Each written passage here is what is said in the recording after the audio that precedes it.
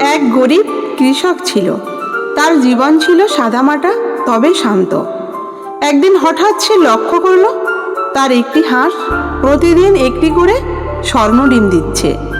প্রথমে অবাক হলেও পরে বুঝলো এটা কোনো মিরাকল। প্রতিদিন সে সেই ডিম বিক্রি করে জীবনের মান উন্নত করছিল। দিন যত যাচ্ছিল কৃষক ততই ধনী হচ্ছিল।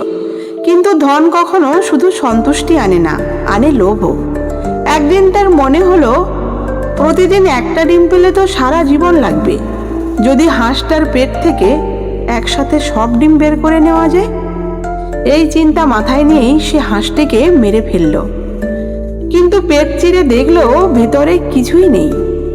যে হাঁসটি তার ভাগ্য বদলে দিয়েছিল সেই হাঁসটি আজ আর নেই। লোভে পড়ে সে হারালো তার ভবিষ্যৎ সম্ভাবনা। এই ছোট্ট গল্পটা আমাদের বলে অনেক সময় ধৈর্যই আমাদের সবচেয়ে বড় সম্পদ। আমরা যদি অতি দ্রুত লাভের আশায় সিদ্ধান্ত নিই তাহলে এক মুহূর্তেই সব হারিয়ে ফেলতে পারি। সুখ, সাফল্য কিংবা সমৃদ্ধি সবই সময়ের সঙ্গে আসে। লোভ করলে তা শুধু নষ্ট হয় না, বরং আমাদের মূল্যবান সুযোগও কেড়ে নেয়। লোভ করলে সবকিছু হারাতে হয়।